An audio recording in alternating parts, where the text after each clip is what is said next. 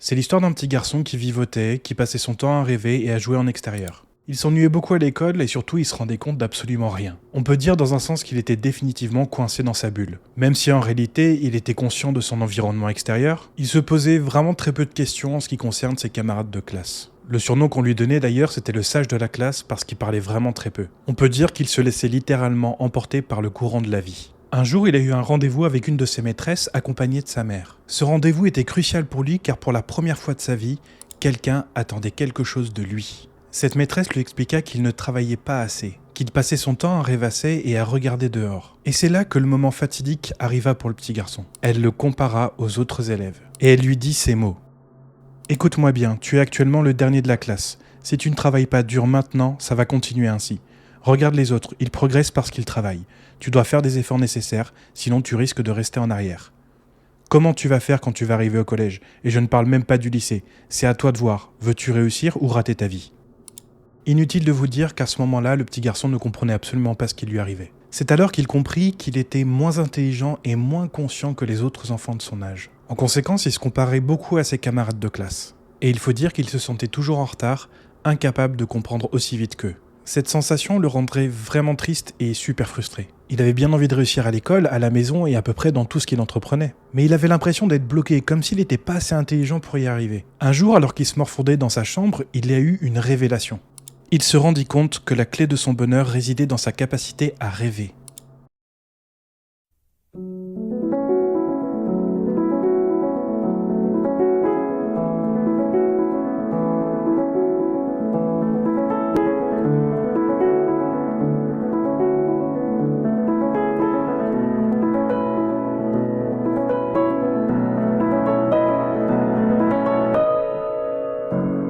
S'il pouvait réussir à devenir intelligent, alors il pourrait accomplir toutes ses aspirations. Il pourrait alors être libre de choisir sa propre voie dans la vie, sans être limité par ses propres doutes et incertitudes. Avec cette idée en tête, il décida de se lancer dans un voyage pour devenir plus intelligent. Mais par où commencer ? Tout ce qu'il savait, c'est que selon lui, les gens intelligents avaient des lunettes, étaient bons en maths et lisaient des livres. Ça s'arrêtait à peu près à là. Bon, il n'avait pas de lunettes, il n'était pas forcément très bon en maths. Du coup, il opta pour la troisième solution.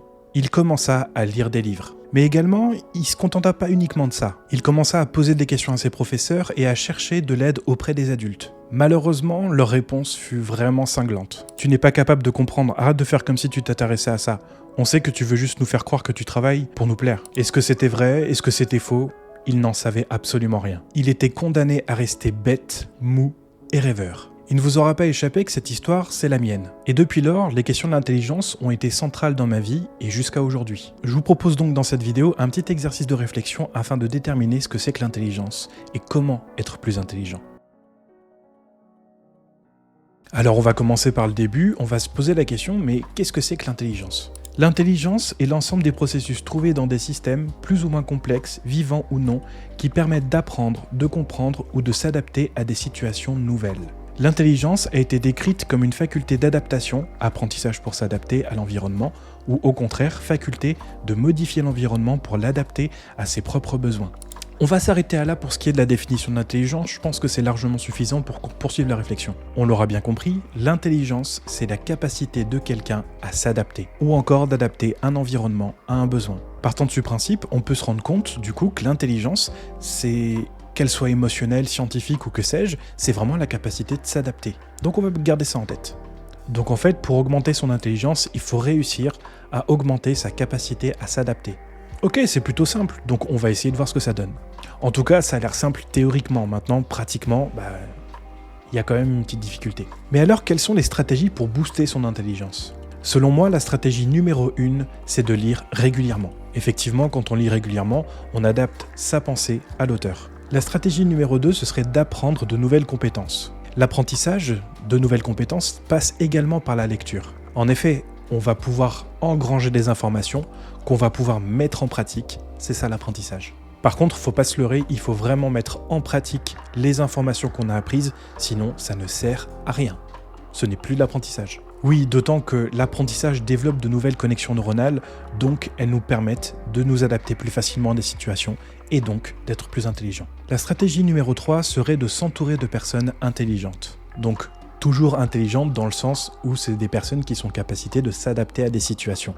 Et pour ça, pour trouver des personnes qui sont en capacité de s'adapter à des situations, tout simplement, il faut faire des rencontres. Et là, en discutant avec les gens, on s'en rend assez rapidement compte. La stratégie numéro 4, quant à elle, ce serait de développer la curiosité. Développer notre curiosité nous permettra donc de nous adapter plus facilement à des situations parce qu'on aura déjà rencontré ces situations-là auparavant. Et enfin, la dernière stratégie, ce serait de développer l'autoréflexion. C'est ni plus ni moins que la remise en question perpétuelle de qui on est, de ce qu'on pense, de ce qu'on croit. C'est un exercice qu'on peut appeler philosophique. Alors j'insiste vraiment sur cette notion de principe philosophique et non pas psychologique, parce que l'autoréflexion systématique peut aussi engendrer une incapacité à s'adapter à une situation parce qu'on passe son temps à se poser des questions qui des fois n'ont simplement pas lieu d'être. Alors que d'un point de vue philosophique, ce serait simplement de se dire « ce que je sais, je le sais, mais ». Et c'est simplement ce petit « mais » qui pourra nous faire dire « je reste sceptique toujours par rapport à l'information que j'ai engrangée ». Et c'est ce scepticisme qui vous permettra d'agrandir et d'accroître votre capacité à vous adapter. Alors tout ça, tout ce que je viens de vous dire, ce sont des conseils que moi je vous donnerai personnellement, oui, parce qu'elles se basent sur mon vécu et sur mon unique vécu. Donc elles n'engagent que moi. Pour autant, aujourd'hui, je ne me qualifierai toujours pas de quelqu'un d'extrêmement intelligent pour la simple et bonne raison que j'ai encore des difficultés à m'adapter à toutes les situations. Donc en fait, dans un sens, on pourrait se dire que c'est une quête perpétuelle et jusqu'à quel point? Vous avez 4 heures, répondez dans la barre de commentaires. Pour ma part, cet objectif d'être plus intelligent et donc d'être en plus grande capacité à m'adapter, ça sert un objectif précis. Je suis extrêmement au clair avec ça et c'est la raison pour laquelle je fais ces exercices constamment. Maintenant, chacun est libre de faire exactement ce qu'il veut, comme il veut. Mais au moins, le fait d'avoir mis des mots au travers de cette vidéo, ça nous permet aussi de se dire, tiens, je sais à peu près maintenant ce que je dois faire pour pouvoir m'améliorer. Et c'est probablement ça l'essentiel, car c'est pour moi cette capacité à m'adapter qui me permet aujourd'hui de faire des vidéos sur YouTube et donc de continuer de rêver et de pouvoir le partager avec vous. Voilà, j'espère que cette vidéo vous aura plu. Moi, en tout cas, j'ai pris beaucoup de plaisir à la faire. N'hésitez pas à commenter, liker et partager cette vidéo, d'activer la petite cloche des notifications pour ne rien manquer. Et moi, je vous dis à la semaine prochaine. Ciao!